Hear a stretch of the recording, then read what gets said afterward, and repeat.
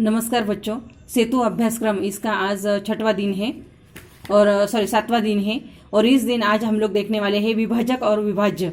देखो, विभाजक किसको कहते हैं और विभाजक किसको कहते हैं, सबसे पहले हमें यह समझ लेने का है। तो देखो, यहाँ पर सभी बच्चे, कुछ संख्याएं ऐसी होती है कि इनको बहुत सारी संख्याओं से भाग दिया जाता है। जैसे कि देखो, यहाँ पर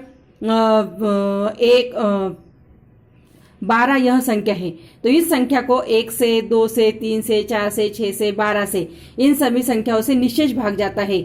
इसका मतलब क्या होता है, तो इनको भाग देने पर, इन संख्याओं से 12 को भाग देने पर शेषफल 0 बचता है। इसीलिए ये जो संख्याएं हैं 1 2 3 4 6 12, ये सभी 12 के विभाजक या फिर उसको गुणनखंड कहा जाता है।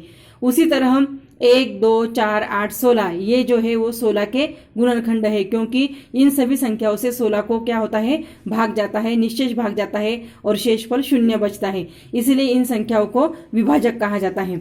उसी तरह देखो, यहाँ पर जब भाजक से भाज्य में भाग देने पर शेषफल 0 बचता है, तब उस भाज्य को विभाजक कहा जाता है। जैसे कि देखो, 20 यह संख्या जो है, इसको 5 से भाग दिया तो शेषफल कितना आता है, 0 आता है। इसका मतलब होता है कि 20 यह संख्या 5 से विभाज्य है।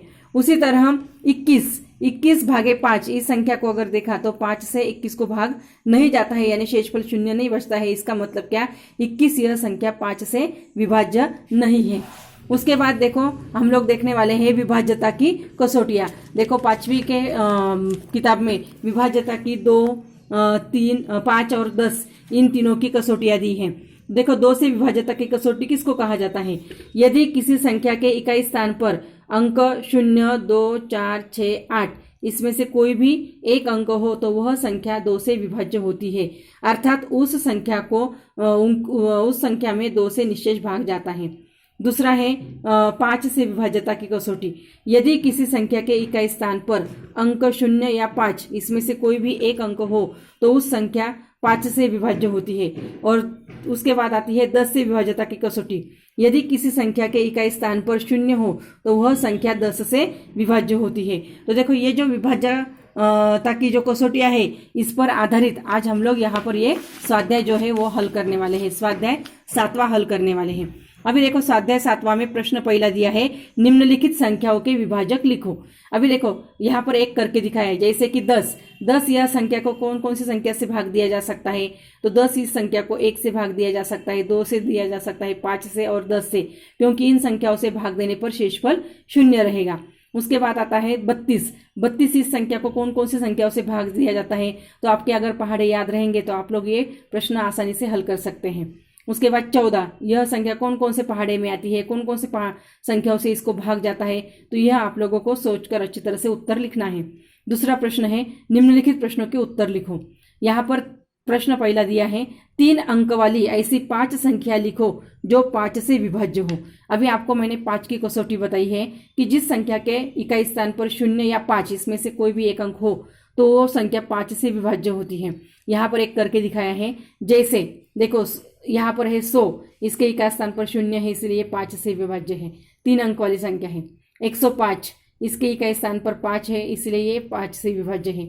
200, 250, 315, देखो 3 अंक वाली संख्या है, 5 संख्या मैंने लिखी है।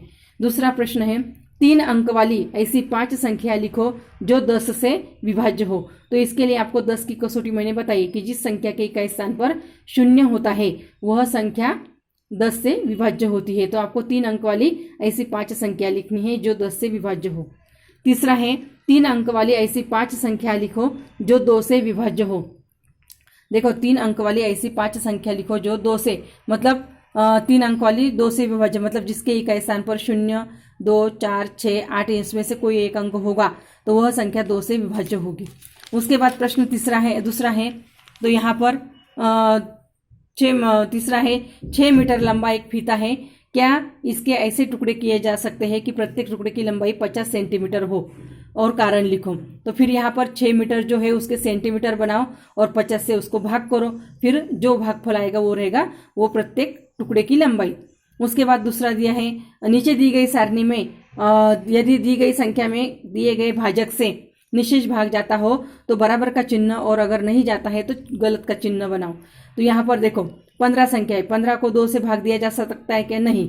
5 से दिया जा सकता है, 10 से नहीं। 30 को 2 से भाग दिया जा सकता है क्या? 5 से दिया जा सकता है क्या? 10 से दिया जा सकता है क्या? वो लिखना है। उसके बाद 18 को भी 2 से भाग दिया जा सकता है क्या? 5 से, 10 से, ये आपको लिखना है। और 40 को भी 2 से भाग दिया जा सकता है क्या? 5 से, 10 से, ये आपको लिखना है। तो इस तरह से आपको यह स्वाध्याय जो है वो अपने कॉपी में हल करना है।